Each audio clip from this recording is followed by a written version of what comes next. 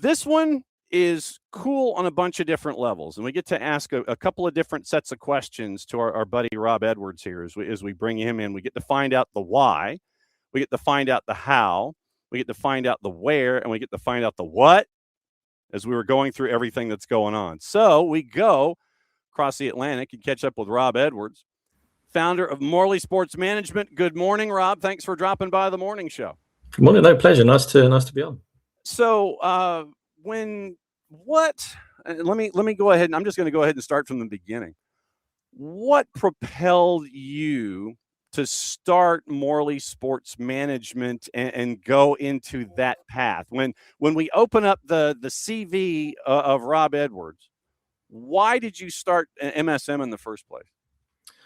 In reality, MSM found me. I have a finance and business background, and an opportunity came along within soccer in Wales. It was something that I wasn't looking for. I pressed the inquiry button. It was at the start of a global pandemic, so what could possibly go wrong back in March 2020? And it seemed an opportunity that you don't normally have access to. There tends to be a significant barrier to entry in sport. It's either a club that is in a really difficult position and generally unsavable or needs millions of pounds, or it's extremely well run and there's obviously attracts huge value for somebody to come in and take over that business. So it just seemed an opportunity that was a low barrier to entry. I'm a massive football fan, or soccer. Sorry, I should get that. I know. Either way works perfectly fine, dude. You're good. Yeah, I'm a massive soccer fan. So it would combine my two passions of soccer and business. So I took the plunge, and we acquired Haverfordwest County, who play in the Welsh Premier League. I would only do that really if there could be some long-term value gained. The Welsh League is quite underfunded. It's not necessarily a league that attracts huge sponsorship or clubs that can achieve considerable amounts of profit. It's very much local, community focused league, generally run by passionate fans or groups of passionate fans as a committee. So it was a way in and try and build something from the ground up. And over the last 5 years, we've had big success on and off the pitch. We've managed to maintain Cymru Premier Football. We had our best season ever last season when we finished third in the league. We qualified for the UEFA Conference League for the second time in the last 3 seasons.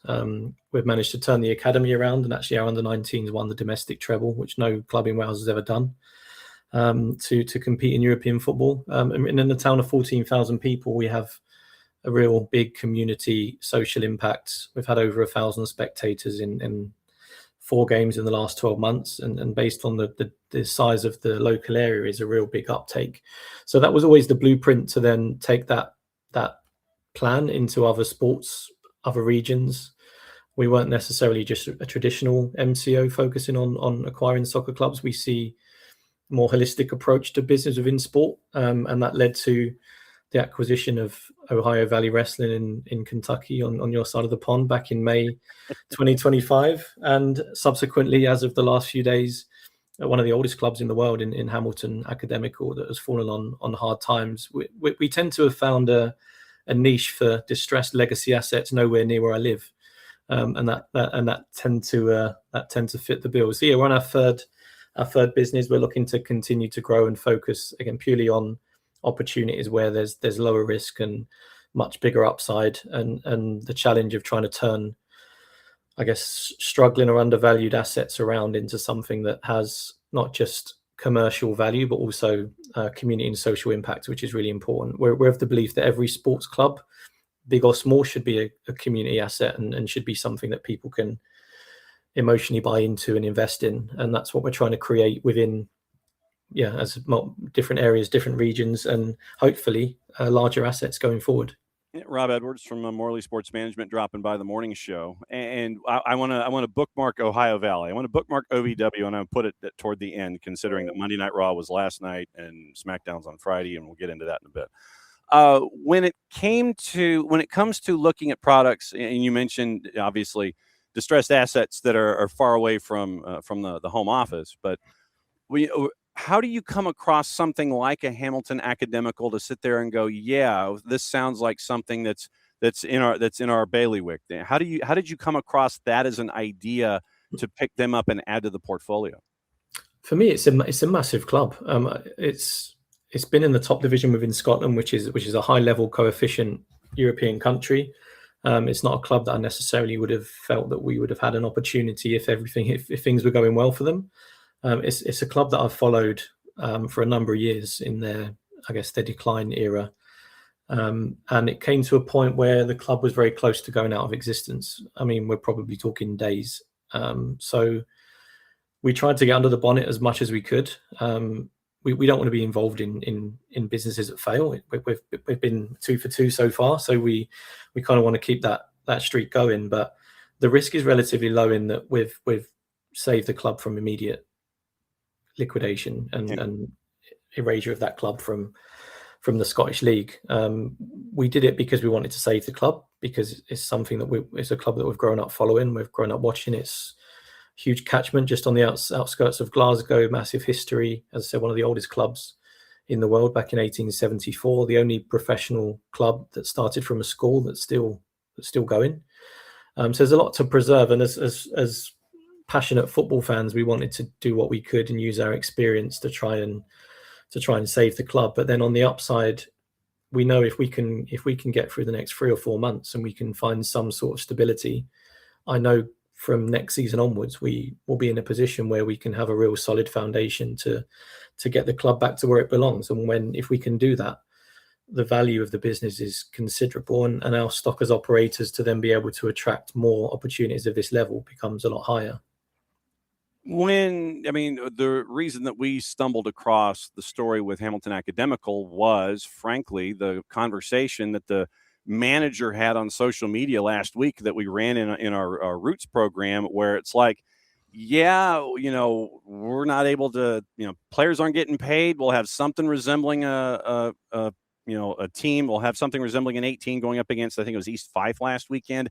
The match actually does get frozen out, literally, because of weather conditions and everything. But that's where they were that close to, 15-point penalty, lower half of the table, all those things. I mean, they were that close, it seems, to being just blown off the map by a previous owner that didn't the SPFL sit there with the previous owner and sit there and go, no, you're not fit, you're done, kind of a thing? Yeah, it was also the director of football who was the director of the company. There's been long-standing legacy issues and bad decision making that has been made, and it ultimately led to a point where the club was deducted points last season and relegated into League One, and consistent breaches of rules from the director of football has led to the point that the club has again been deducted 15 points. We've walked into additional sanctions that could result in more penalties. It's something that is going to take some time to unpick and stabilize, not just from a financial point of view, but get through any legacy issues that we're going to be stepping into. But like you said, if the club weren't able to fulfill that fixture, their ability to play in the league could have been revoked. Administration was a very distinct possibility. The likelihood of an administration finding a buyer before the club would effectively be removed from the league was going to be very, very slim. So administration or liquidation, the chances of survival were going to be very slim. So we have a team that we've had success in sport within the ventures we've had so far, and also in other businesses. So we just decided that we want to jump in, back ourselves, and do what we can to keep the club going, because there's a huge potential on the other side of what is a very turbulent spell at the moment. How hard is it to put fandom aside and look at it strictly from that business perspective of, okay, this is a distressed asset. We know that we can turn it around. Obviously, the confidence is there. You wouldn't have picked up 97.5% of the ownership in the beginning. How hard is it to put fandom aside in a situation like this, knowing that the task seems to be fairly daunting, at least to get them out of that hole to where they can be stabilized a little bit? Yeah, I think, look, this is not our first opportunity now. I think when going in Haverfordwest 5 years ago, I didn't know how to run a football club, or I was literally just a football fan. I think now with the group that have assembled, we're sport business operators, and we've learned to look look solely at what we can see in front of us. And in the Hamilton circumstance, we had to be very honest with every conversation we had with anybody prior to and since taking over, in that we're going to have to make some very difficult decisions on and off the pitch that could affect its ability to compete on the pitch this season. It could mean that we're not going to be competitive and relegation is a real possibility. It would mean that the wage budget has to be trimmed significantly. It means that anyone in any position that doesn't add the value that we need right now will probably have to go. And it's a victim of its past life, rather than us coming in and looking to just cut costs and make as much money as we can. In the next 3 or 4 months, we need to save the club. So its ability to survive on the pitch is kind of irrelevant against the overall picture of being able to survive off the pitch and rebuild from there. So yeah, we were very honest from the beginning with everyone in any position that remained, that we're going to have to make some really difficult decisions. I like to think we're all good people. We're all human. People's livelihoods and jobs are at stake. But if we continue in the way that the club has been run, then there will be no club, therefore no future, no livelihood, no jobs. So we have to look at this as we see it in black and white, and anyone that we feel is not going to be able to contribute to the levels that we feel, or we don't get value, or the club just really physically can't afford, then we have to make those calls. And as difficult as it would be, it's in the interest of the club. Do the fans and the diehard supporters understand that aspect of it going in? Do they get it right now? I think so. The reaction has been really positive. We've been in discussion with the Supporters Association for probably since our initial inquiry before Christmas. I was actually in Kentucky when I had my first introduction to Hamilton. So it was been going on for. We probably haven't had the length of due diligence that we would have liked to have done, purely because of the immediate dangers that the club had.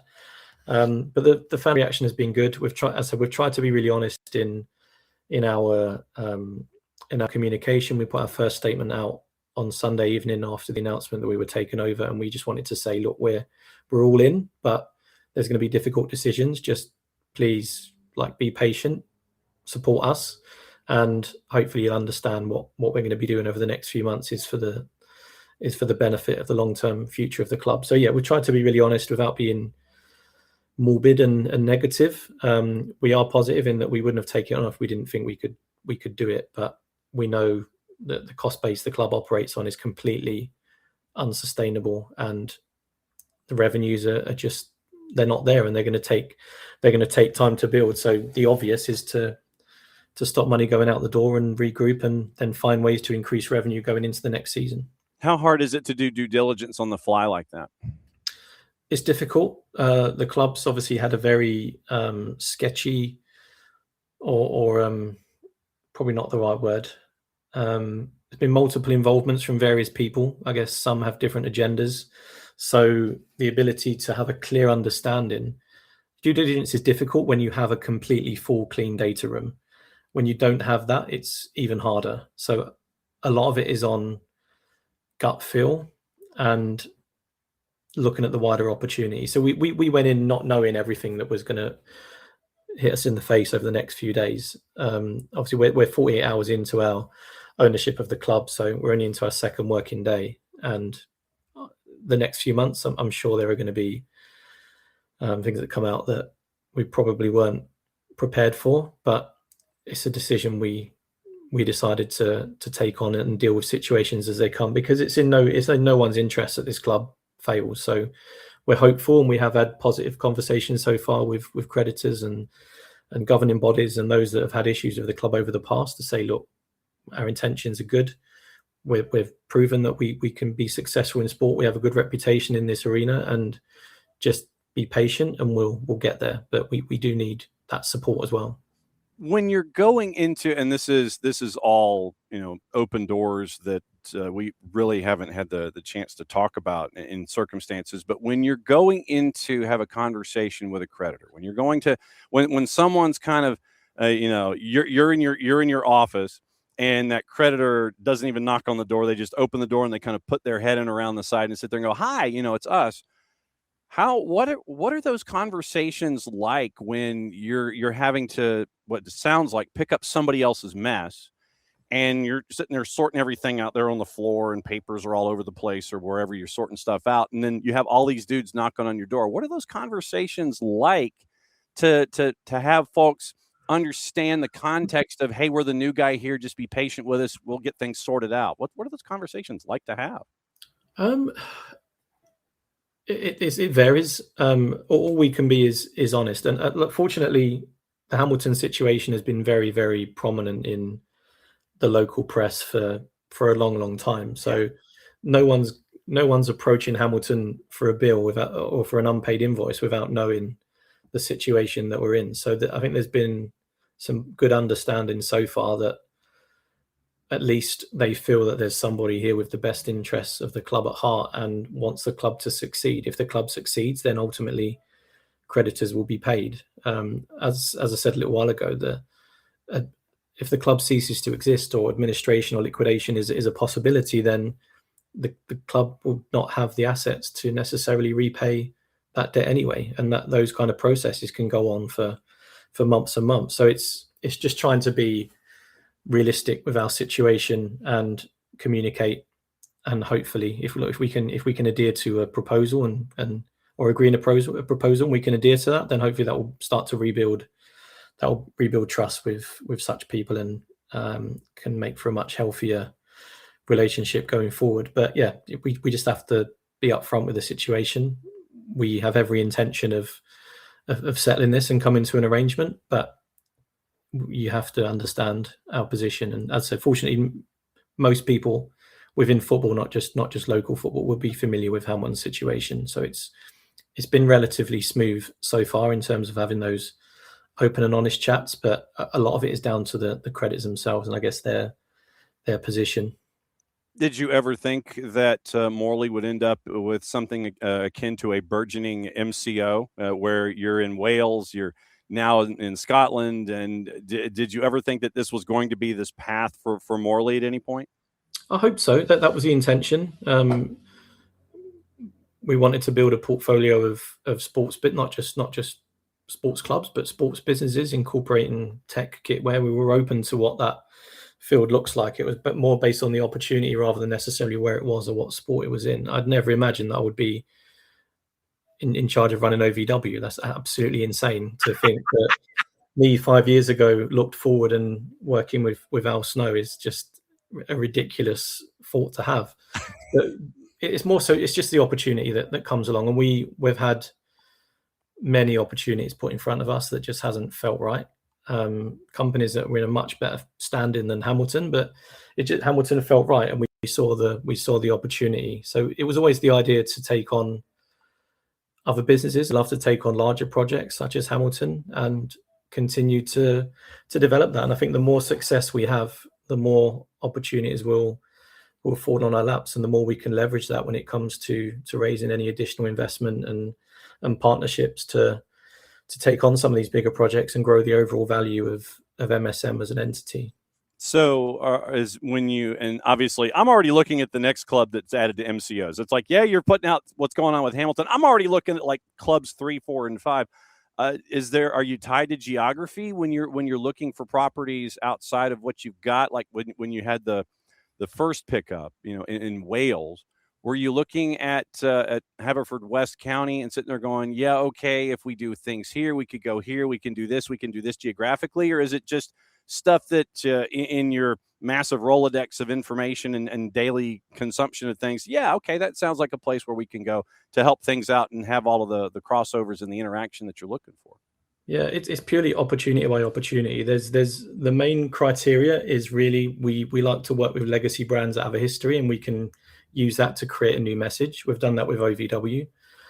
So that's really something that we like. We like something with history that we can dive into and rebrand and build on a lot of that. But it's not restricted to sport or geography. As you can see, it's purely we'd only get involved in something we actually understand. So we wouldn't get involved in a sport that we don't understand. We don't understand the rules, the dynamic, the culture around it. That's really if we don't think we can go in and hit the ground running and make a quick impact, then that's probably something that we will avoid, unless we have someone with us that has that expertise that we can bring into the business and partner with. So no, it really is quite unrestrictive in terms of where we go. It's purely the opportunity itself.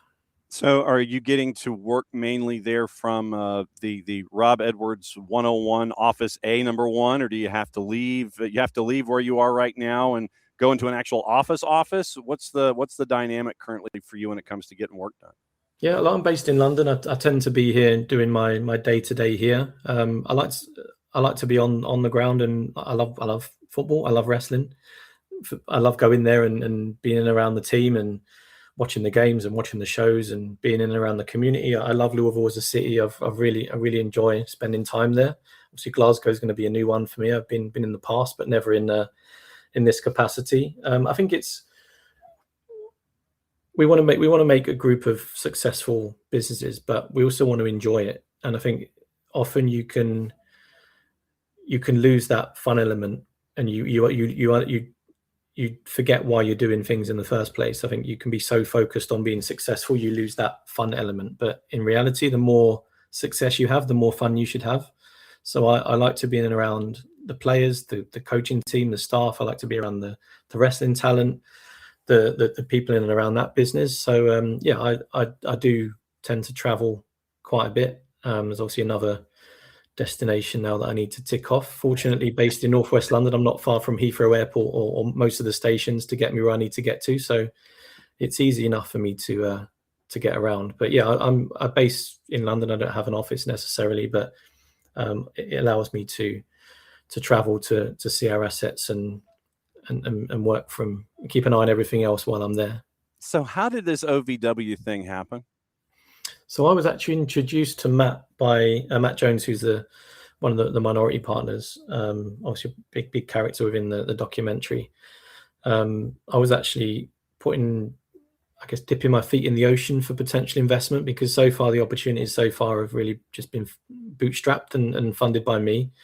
I kind of had the idea that Haverfordwest was going in a good position. If I was really going to take this seriously as an MCO, I need to find one, new opportunities, and two, potential backers to help me acquire or invest in such opportunities. And I was introduced to someone in the US who says, yeah, look, I may have some people that want to get involved, but a friend of a friend has just represented this company in Kentucky that has had someone come in and it's not quite working out, and they're now looking for somebody to come in and potentially either help, like, put a proposal together for additional investment, or for someone to come in and be a part of the business. Obviously, at that point, I found out it was OVW. A massive wrestling fan growing up. I'd not watched it probably since I was 16. Once you get to 16, kind of alcohol, sport, women kind of take over. So did you watch Raw last night? Wasn't the best chat up line. So I backed away from wrestling at that point. But look, I done my research. I watched wrestlers. Matt Jones was actually in Europe anyway, traveling. So he was in London, I think, literally 2 weeks after I was introduced to him.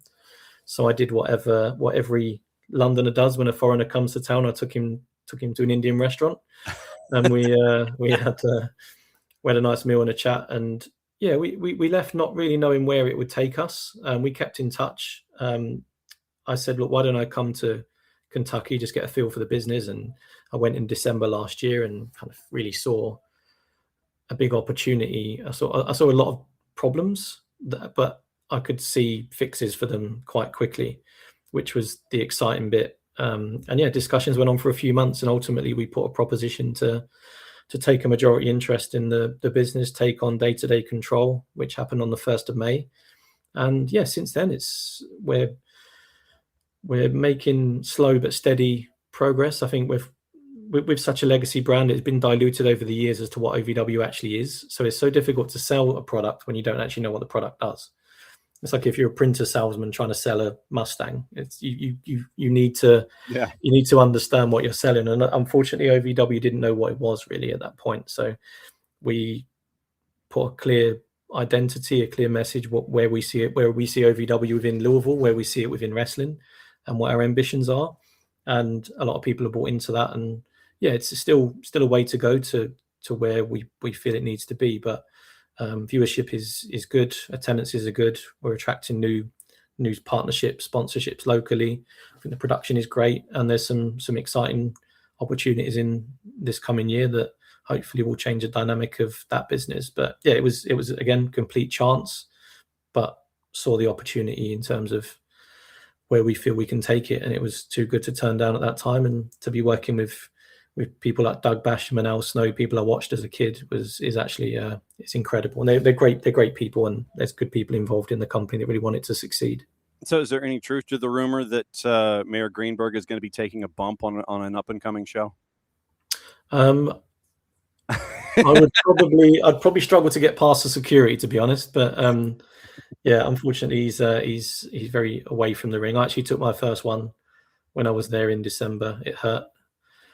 So newfound respect for the people that slammed themselves to that canvas. Oh, okay. So you took your first bump in December, huh? I did, yeah.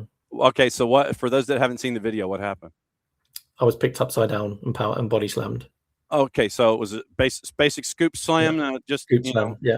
Okay, because when you're sitting there thinking, I'm thinking you initially were leaning toward a pile driver, and I'm like, wait a minute, that's not allowed anymore. No, I think a scoop slam was probably as far as I was willing to go. Okay. And yeah, it done the job. It reiterated the point. Wrestling is real. Not that I ever doubted that.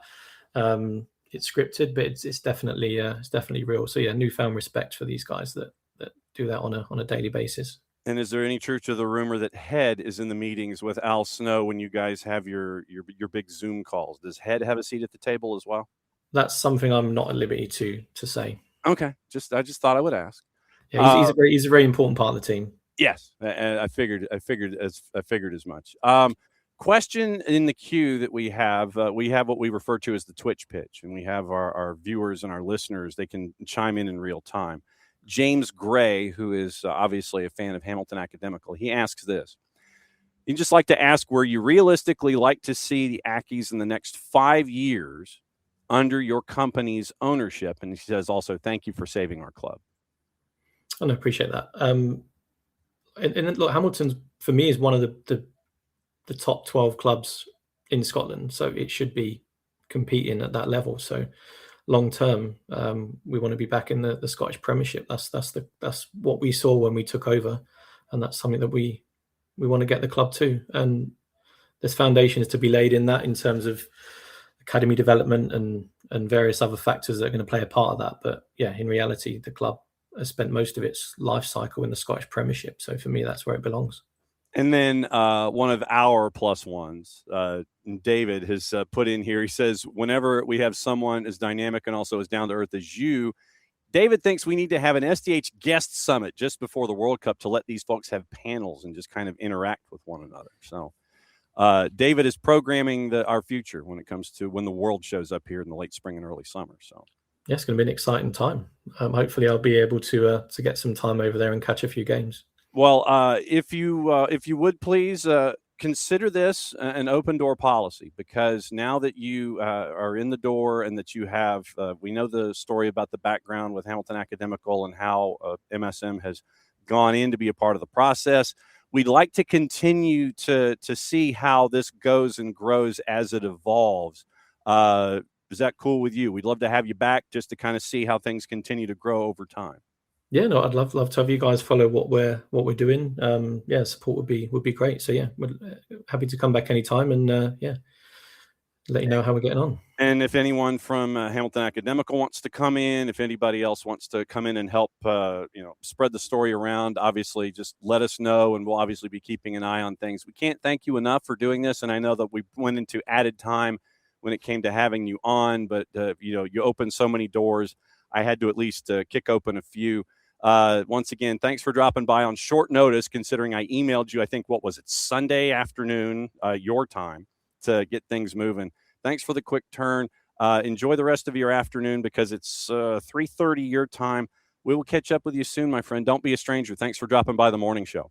No, pleasure. Thanks for having me. There goes Rob Edwards from Morley Sports Management, OVW, and Hamilton Academical, and their first part of the growth of their MCO, Haverfordwest County AFC in Wales. And so as a part of, they've got academy set up and everything. So Haverfordwest FC on the 280 character app, the Ackies FC as well. So when you're looking at Hamilton Academical, you can go to the Ackies, ACCIES FC. That's the Hamilton Academical 280 character app. And Morley Sports M.